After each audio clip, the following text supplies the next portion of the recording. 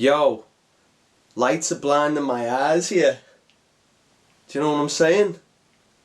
And they're walking off into the night. Bum bum bum bum.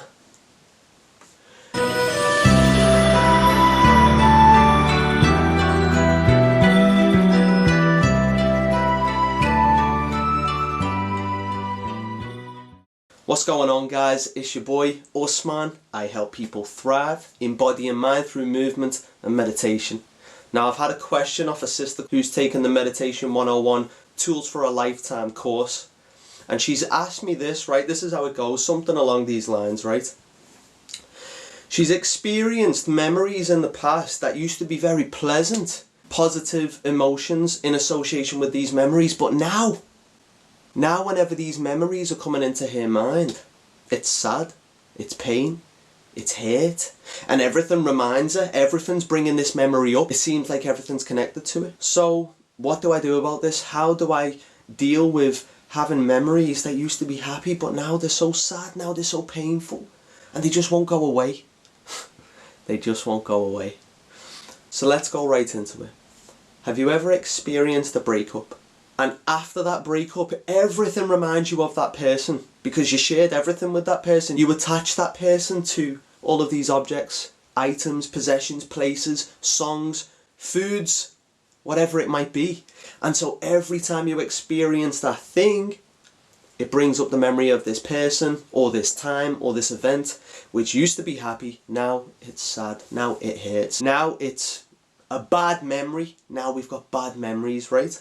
Now, most people, this is what we would refer to them as, right? I've got bad memories. I'm experiencing these bad memories. But this is the thing. Don't be so quick to call it a bad memory when it used to be a good memory. Do you know what I'm saying? You can't call it a bad memory when it used to be a good memory. It's a memory that you are assigning meaning onto based on the beliefs that you have, and based on the meaning that you attach and the story that you attach to this memory. Does that make sense? So let me break it down for you. Let's say you've got a bad memory, right? You experience this memory, or it used to be good. Now when you experience it, it's bad. So the reason that memory was good in the past was because the meaning assigned to the memory and the story was a happy story. Do you know what I'm saying? It was a good ending, it was a good vibe, it was a good tale, and so it's happy days. Do you know what I mean? But now the story and the whole meaning around these memories has turned into something very different. Now it's associated with loss. Now it's associated with all of these things that you feel, I don't even need to say, the pains. Do you know what I mean? So you've created all of these associations through, Bomber, it's going on the trusty whiteboard, guys, through meaning. That's right. We assign meaning onto our memories. We have a memory. We assign some meaning onto it. Now, here's the interesting thing. Us human beings, we are meaning creators. We decide what the meaning of something is.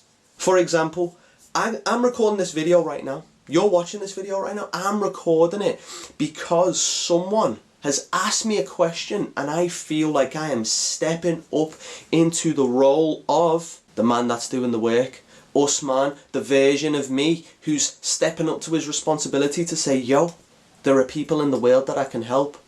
And the human race needs it, and a lot of people are struggling with their minds, and I've been through so much of this stuff. I've been practicing meditation for many years now, so I can just give something. Do you know what I mean? I've still got so much to go, but I can give something. So that's my meaning behind this video. You might be watching this video thinking, yo, who's this guy? Yo, what's that t-shirt? Well, I don't know. What's the meaning of the video to you? You decide. Am I annoying you? I don't know. I don't know. Or it could be, this guy's entertaining. You know, I prefer that one. This guy's entertaining. Yeah, maybe. Go on, hit like. Subscribe to the channel. Hit the notification bell if you haven't already. So we attach these meanings onto the stories that we experience in our minds, right? That's a good story, that's a bad story. So what's important is that we understand how we're perceiving this.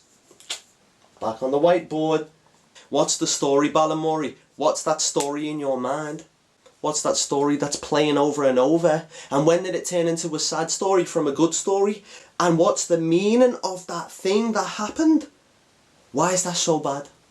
Oh, because there was pain attached to it. Because there was pain attached to it. So this is the thing, when we experience pain, it's like, yo, we want to get away from that. That's a bad memory. I want that out of my mind because we're experiencing pain. But here's the thing. What is the meaning that you associate with pain? What is the meaning that you associate with pain? For me personally, it used to be a nuisance. For me personally, it was something I wanted to avoid at all costs. I wanted to be happy all the time. Laughing and joking and smiling all the time. And isn't that a beautiful aspiration? You know, like happiness feels good, right? But pain doesn't feel pleasant. We class it as unpleasant. Now I realised that pain was a teacher. I renamed pain. Or more so, Paul Check did. Not me. But I understand the concept, and it didn't take me watching or viewing his content to understand this concept. It's true. The pain is a teacher. So you've got to start seeing pain in a different way. Sadness in a different way. What is sadness? What does sadness mean to you? If you're experiencing this memory now, and you feel this sadness, and the meaning that you associate with the sadness is that sadness is bad. That key word there, bad. We don't want sad, we want happy. Now this is what happens, is that it becomes even more unpleasant. And the more unpleasant it becomes, guys, the mind is either your best friend or it's out to get you, dependent on the control center, which is you. You are the control center, the central hub of your mind. You're the programmer. Now, if you create this meaning around sadness that it's bad and you want to get away from it, your mind's going to send you more of it. It's going to send you more. And this is the sad truth. This is the sad truth that you have to, or I believe, will benefit you if you accept it and understand it and realize it, that the thoughts and the feelings that you're trying to get away from, they're the ones that chase you down the most. Do you know what I'm saying? If you're avoiding pain, it's not going to be pleasant.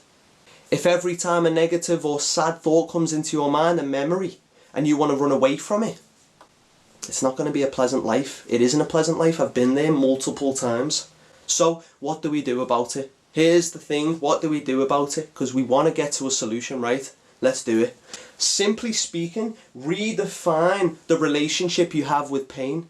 Redefine the relationship you have with it. Understand that you have a belief about pain, that it's bad, that it's wrong. You have a belief around sadness, that it's bad, that it's wrong, whatever it might be.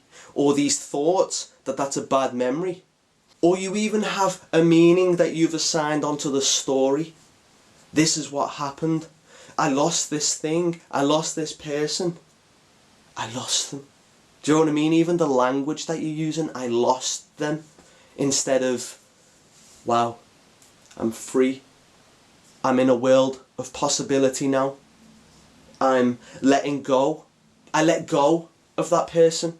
I'm letting go of that person. Not they left me or I left them or I broke up with them. No, I'm letting go of that person. And that's a process.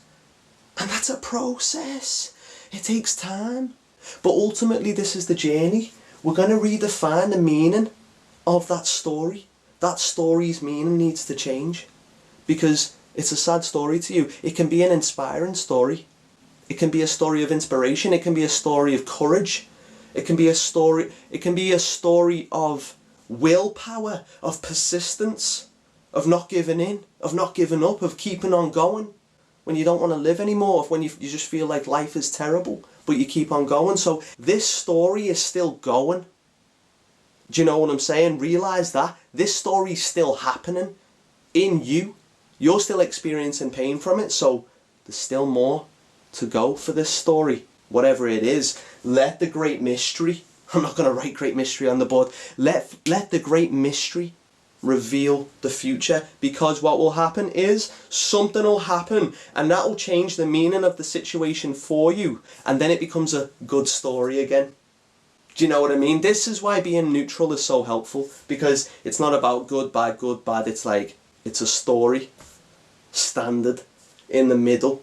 Do you know what I mean? Otherwise you're up and down and all over the place. So you got to redefine your relationship with that story. Start seeing it as an opportunity for growth, because ultimately that is what it is. Everything comes back to personal bad handwriting. Personal growth. Everything comes back to personal growth. Or at least if this is how you view life, then these bad memories become memories of like, yo, that was a demon that I faced. That was a battle.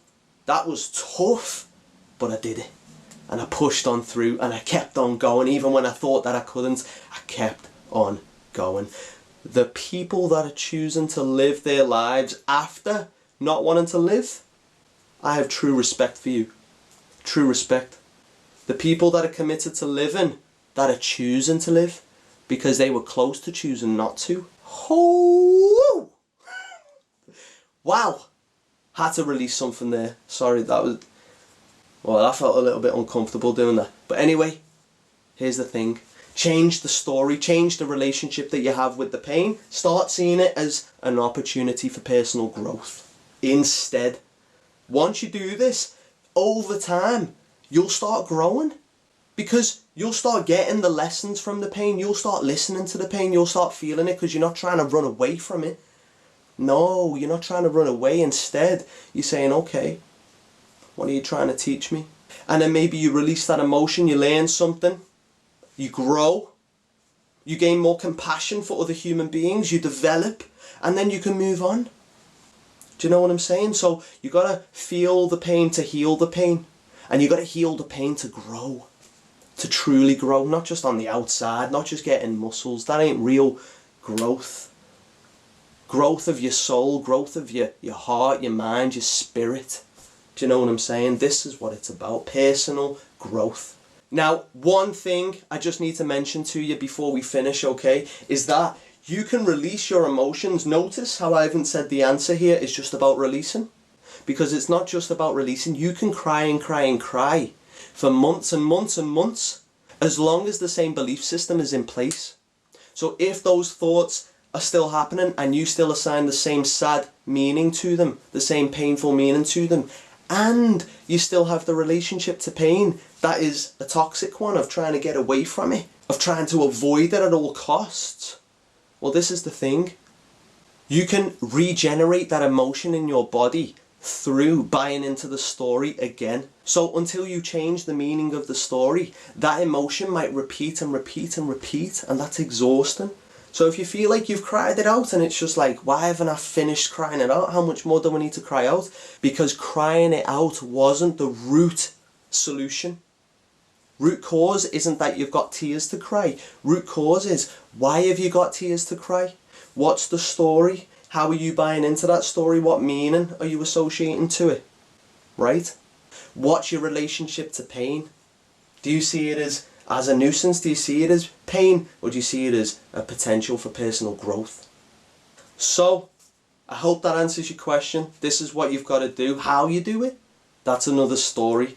But if you want to get started on your journey and you have been experiencing a lot of anxiety, pain, stress, whatever it might be, just challenged by your thoughts and your memories and it feels overwhelming, then check out the link in the description below. I've created a free guided meditation. Now that free meditation is going to help you start learning to calm your mind. It's going to teach you how to start looking within, which is what we really need to be doing. We're not trying to avoid pain anymore, eating food to suppress the emotion or whatever it might be. No, instead, it's about developing the courage to sit and look within, because most people can't stand themselves.